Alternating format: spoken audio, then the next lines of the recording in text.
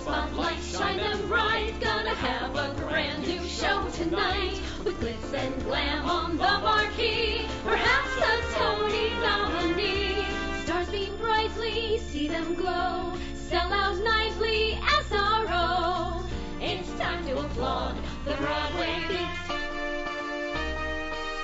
Stars beam brightly, see them glow, in the footlights of a show. Life is sweet on the world's most famous street. Tickets, please. Take a seat Cue the band. and have your feet to the rhythm of the Broadway Beat. The Broadway Beat. Broadway Beat. Hello, I'm Richard Ridge, and welcome to Broadway Beat, our behind-the-scenes look at the very best of what the New York theater has to offer. This week we'll drop by the opening night celebration for the new musical Passing Strange, which comes to Broadway's Belasco Theater after a sold-out run at the Public Theater downtown. Making his Broadway debut is singer-songwriter Stu. But let's kick things off at the Disney Store, where we help celebrate the original Broadway cast recording CD of Disney's latest musical, The Little Mermaid, which is currently playing at the Lunt-Fontanne Theater. Stars Sierra Boggess, who plays the mermaid Ariel, and Titus Burgess, who plays Sebastian, perform the songs Part of Your World and the Academy Award-winning Under the Sea for hundreds of excited fans waiting to get the CD. Also on hand were co-stars Sherry Renee Scott, Tyler Maynard, and Eddie Corbett. On land, they understand that they don't reprimand their daughters. Bright young women, sick of swimming, ready to stand, ready to know what the people know. Ask them my questions and get some answers. What's a fire and why does it? What's the word? Burn. When's it my turn? Wouldn't I love to explore that shore above?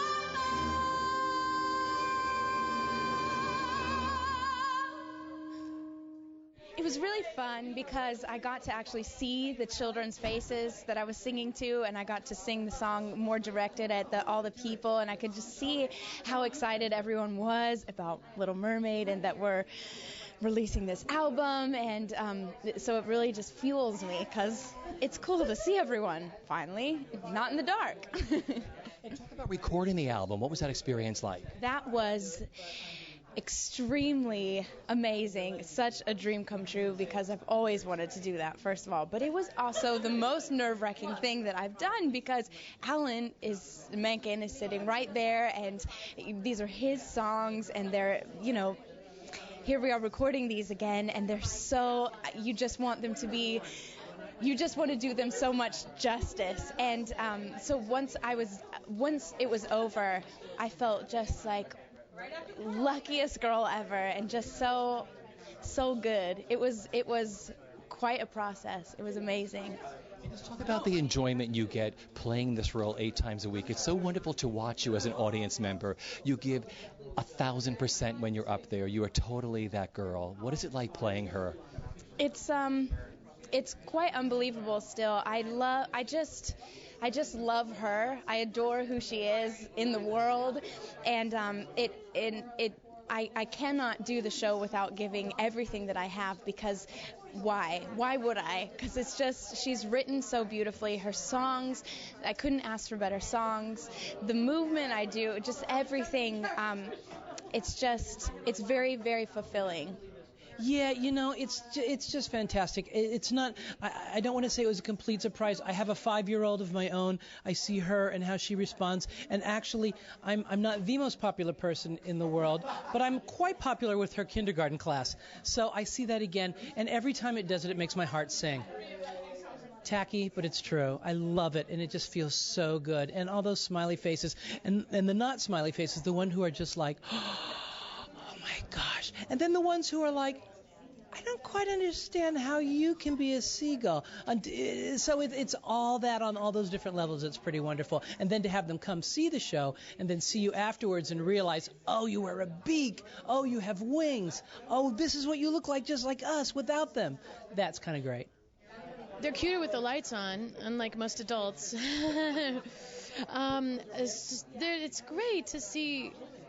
What's so weird about the show is it's the most diverse audience I've ever played for, definitely, but even, seeing now in the light, there's, older people and younger people and parents my age, and during the show, it's amazing how much they pay attention. I'm constantly surprised by that when I hear about children having difficulty paying attention or sitting still or not at our they're just, it's amazing how into the story they are, and I'm always amazed when the parents are crying and moved and come backstage and just had such a great time themselves. So it's great to see. I prefer performing in the dark, but it's great to see them in the light of day. Let's talk about this role, because you play a villainess who people love to hate but also love to love. Mm-hmm. I've never intentionally played a villainess before. This is great because there's no apologizing and hiding. It's just very clear who she is, and it's very fun. But I guess I was expecting to be booed or something. I thought maybe if I did a good job, I would get booed, But the kids get it. The kids are smart, and it's written by Doug Wright, the adaptation. And Doug Wright, has made her very caustic, and she gets away with a lot of things that the kids don't understand, but the adults get a kick out of, and then the kids. I think the story is very clear that Doug has written, so the kids understand what Ursula wants and what Ursula needs, and it's not just, and that's never scary for the sake of being scary. Ursula has a reason to be, so kids understand that, and they and kids also can see that somebody's funny and is still not a good person, so, and I think that's good for them to see. Poor unfortunate souls in pain, in need. This one longing to breathe thinner, that one wants to get the girl, and do I help them? Yes, indeed. Those poor unfortunate souls, so sad, so true. They come flocking to my cauldron, crying, spells, Ursula, please, and I help them. Yes, I do. I just want everyone to know that you may now worship me. You've been doing it privately, now you can do it in public. March 31st, you may now worship me at the O'Neill Theater. I think it's the first time ever we've done this. It's a performance piece on Broadway for one night only. Michael Mayer is directing what myself and Dick Scanlon wrote. And 8 o'clock on March 31st. It should be interesting. It's starting, it's now you start to get into the grind of it, and you have to find something that's comfortable for you to do, 100% every show, but you also have to find a way to make it real and comfortable so you don't hurt yourself, do you know what I mean, and hurt your body. But it's we've been doing the show for almost a year, and we just opened. So it's been a pretty long process, but it's ever changing, which I just let up. What it was like recording this CD? This recording was pretty amazing, and there was a lot of pressure. It is The Little Mermaid. I mean, everyone's heard every song. Everybody knows every single song, and I have felt a lot of pressure because the songs that I sing are new, and I think we have the best song in the show. New song. It's so much fun, and it was working with Alan and Michael Kazarian and just everyone. It was a lot of pressure. We were a little scared, but it turned out really well. I'm really proud of it. It's the most proud I've ever been of a CD that I've been on. Under the sea, since life is sweeter, we gonna beat ya naturally. Even the sturgeon and the ray, and the organ start to play. We got the spirit, you got the head under the sea.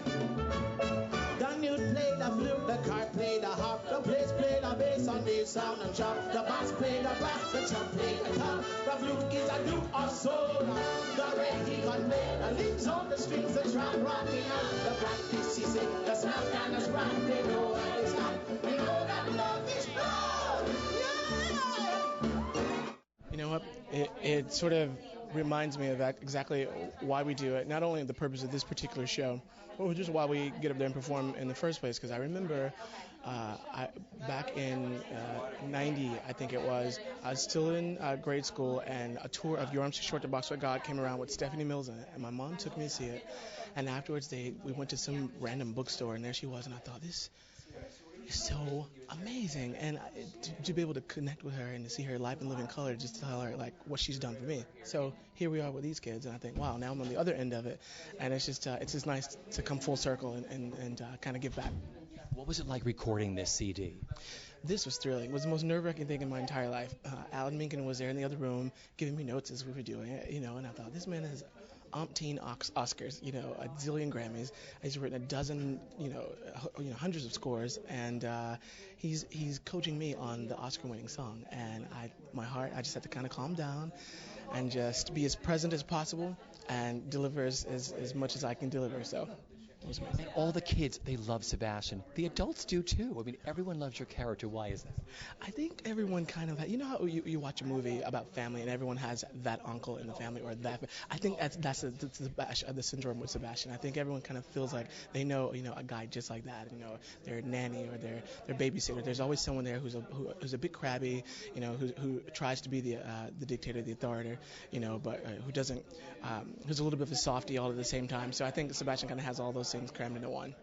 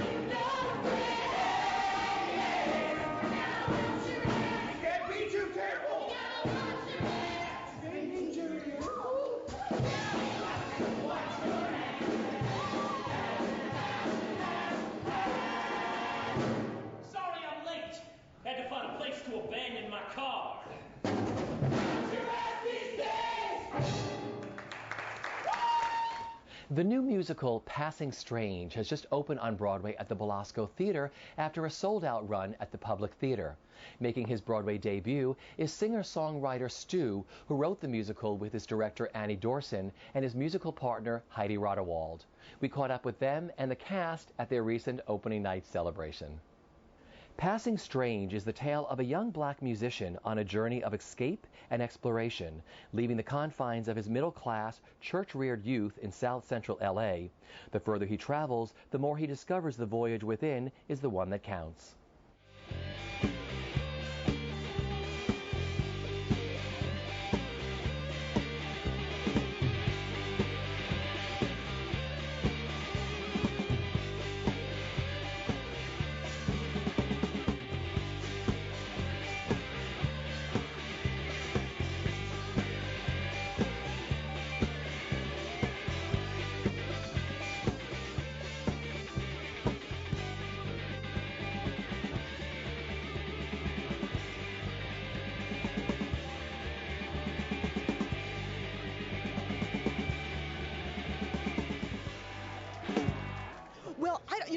The only other director I know was like a cabaret director, and I think the idea was that if they were going to make a theater thing, that I was kind of their choice. So Stu and I have a lot in common aesthetically, and we have this crazy sense of humor, and we have this kind of collecting impulse, to collect references and thoughts and strands from, this kind of artistic discipline and that kind of artistic discipline. I think we're both kind of restless in our imagination. And we also have completely different areas of expertise. So there's a real shared sensibility, but then obviously his musical skill and talent is unbelievable. And I have this sort of theater visual movement thing and dramaturgical skill. So when we kind of started working together, it seemed super, super fruitful, that he had this kind of poetic gift with language, and then I would have all the structural ideas, and then he would have some musical ideas, and I would have visual ideas, and it sort of all came together. Because you've combined the best of what he does, the rock band, with theater. And you don't know where it begins and which one ends, and that's the best thing about this thing. Thanks so much. I really appreciate that you say that. Yeah. What it was like taking it to the Belasco, because a much bigger space than any of the spaces you've had before, yet it seems so intimate in that space. It's funny. We made a couple of really smart decisions. The set design, we went through a lot of ideas about things we might add or change, and we ended up just throwing all those ideas away and sort of sticking with kind of what we had, structurally anyway. And you never quite know. One of the great things about theater is you never quite know until you're doing it. So it wasn't until we started rehearsal, when I started, moving people around, that I thought, oh, this proscenium thing actually is going to work out just fine. And then it really wasn't until the first day of tech when you walk in and you see what it looks like full scale. And for about 3 days, all anyone could say is, oh, God, it really works in here, It really is reaching out to the audience, and it feels just as intimate and just as exciting. So, yay. Well, the main show I was working on was a Tanya Barfield play called Blue Door, and then I didn't even know anything about this show, and they're like, here, do this. We need a black guy, and we want you to do the Stu thing. And I was like, Stu? Who's Stu? He doesn't have a last name? They gave me the script, and it's like I didn't know anything about it, and then fell in love. I mean, from the beginning. Fate is an interesting thing when you sort of fall into something and you have no idea. Yeah. And it's very close to home. I mean, the thing that's so interesting about this show is that, I lived in Germany for a spell and went through the same stereotypes were kind of forced on me that this kid experienced. So it's dangerously close. But I did call my mom. I called my mother. You know what? I read today that Stu did too. So I asked you. I said, I hope that's made up. So talk about working with him, because you're playing young Stu. You're playing him primarily. So what is it like collaborating with him and sort of talking to him during this whole process and collaborating on this? Well, it's fun. It's a wild ride. What's great is that he really encourages my own input and my own experience to add to the role. He loves that, and really just loves any kind of improvisatory stuff that we add to the show. That makes it very easy and a lot of fun to just have a new idea, and I want to play with it. And he'll give me an idea, and we'll go back and forth, which also makes the show different every night. The show you saw yesterday is going to be different from the show we do tomorrow. It's also great. It's like Annie is from the theater world, Stu is from the rock world, and it's sort of this really great blending, yet he seems to work so well, Stu, in the theater world. Yeah, it sort of fits him because, it's all the same. It's about performing. It's about having a great song or having a great show and trying to, and showing people that it's a wild ride and they'll enjoy it, Music is a freight train in which God travels.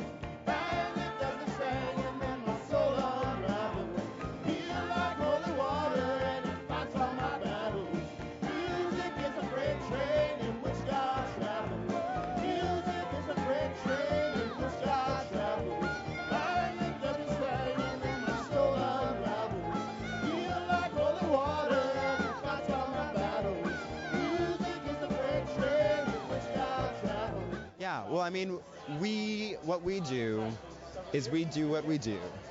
And then the audience comes in, and if they're willing to play with us and they're willing to interact and it's just an energetic thing, if they're there with us, we can do so much more.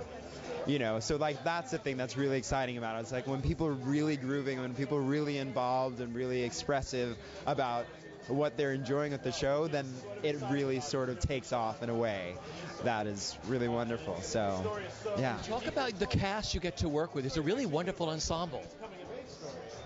I'm very, very happy. Working with people that I love and that I respect as artists is It's a dream come true, and it's the truest form of an ensemble. Like, people use that phrase often, but I've never experienced anything like this, where ideas are really bandied about and people are taken seriously, and you get to try things and explore, and just really working with great people. It's really a fantastic thing. So. No, I had no clue whatsoever. I just read the script and went into audition like it was any other day, and never knew that it would come to this level, you know. But when you read the script, even at that early stage, you just felt the power of it and the energy behind it. Even on the page, it was there. And so, of course, we had no idea, and yet at the same time, it feels entirely in line with what it has been, what its nature is, you know?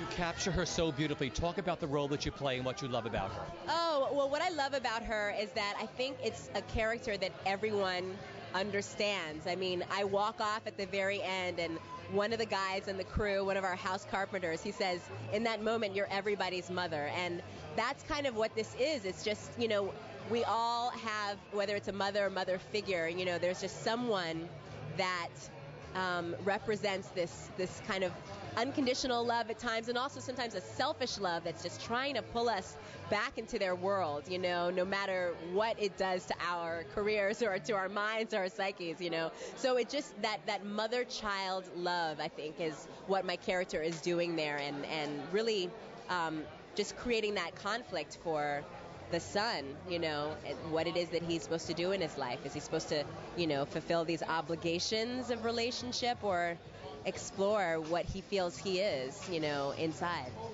The experiences, I think that we've learned certain things at the Public Theater, just how we work together and how organic it is, our work together, and how we play off of each other, and how we challenge each other and challenge the audiences. And I think that we've taken that from the public and brought that to Broadway as well. And we still feel like this is our show, it's a rock show, and you're welcome. We would love for you to enjoy it, but right now we're going to enjoy it. So hopefully you'll come along with the ride. I feel like, honestly, I feel like we're a company that's not truly asking to be loved, but we're just doing it because we love it and we believe in it.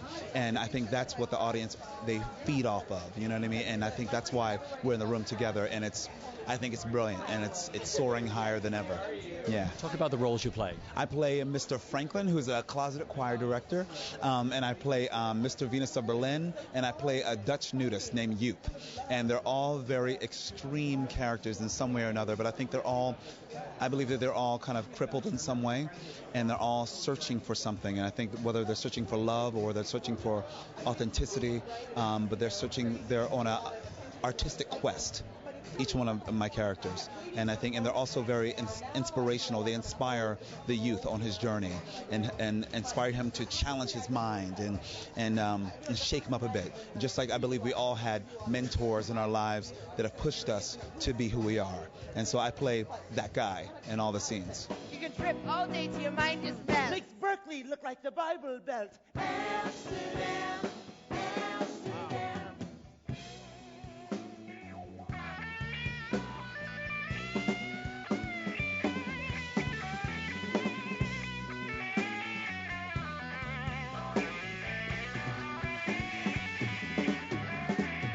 Pilgrim made some progress and was pleased he'd gone forth. I done broke my chains and escaped to the north. He was gonna meet his destiny before he met his maker, yeah. King James Baldwin, Queen Josephine Baker. They blazed his trail when they stepped out of line. Oh, they own Paris and Amsterdam's gonna be mine.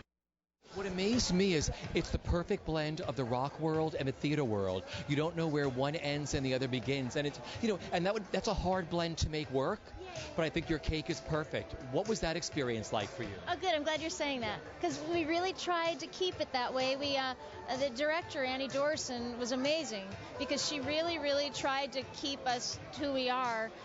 And keep the band, you know, the band is the band, and we're not trying to be actors. It looks stupid to do that. We're not actors. And even like the little lines we have here and there, if they weren't working along the way, they wouldn't be there. And if they worked, they stayed. And it's just all very organic, the way it was put together. And yeah, I love that we always kept our eye on that this is a concert, you know, and just making sure that's, you know, it's about Stu on stage and his band.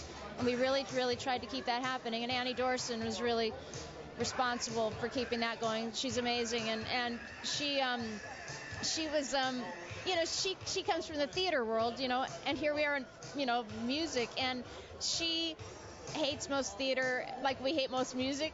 And so we were like a perfect combination of just going, no, there's no rules, anything, you know. It's good that we didn't come from theater, because Stu and I would constantly question things and say, well, why wouldn't we do it like that? You know, and just trying to do what we all love. It's so intimate. I thought the Belasco was going to be so much bigger, but when you sit there, it is bigger. But your show is just as intimate as it was downtown. Yeah. I love the Belasco. I love the theater. It's very old school. You know, come on, how can you not love a place at Barrymore, Houdini? You know what I mean? Houdini made an elephant disappear. It doesn't get more rock and roll than that. You know what I mean? So, I mean, for us, it has this character. You know, it has this old school character. We wouldn't want to be in like a really pristine, you know what I mean, perfectly, you know, modern theater. No way. This is perfect for us. You know, we love it, you know. And it's haunted, too. So, I mean, you know, so you got that. You know, I mean, we love it. It's a perfect rock and roll place, you know. Just talk about the audience's reaction. I thought the audience was so interesting yesterday, the diversity of the audience that comes to this show. Old folk, young folk, I mean, people of different races and colors. And what's that been like for you? Talk about the audience. It's been a dream come true, because it's what we always wanted. And I have to say, with all due respect, again, for our previous theaters were fantastic, and we love our experiences before, but something about being up here has attracted, maybe because, you know, we're on a bigger radar scope now, we have been attracting a mixed crowd, which both in age, as you said, and in race, let's face it, and in race, and this has been a dream come true for us. This is what we always wanted. We always wanted all of us to be together, you know, like you see on stage, you know, the band is white and the actors are black, and we wanted to perform for everybody, not just, you know, arty people or, you know, or intellectuals or whatever. We want to perform for everybody, you know, and the Broadway audiences have actually been exactly what we have always wanted. And again, that might seem ironic because we're kind of arty downtown supposedly, but we're entertainers at the end of the day, you know, and we've been loving the audiences up here, loving it.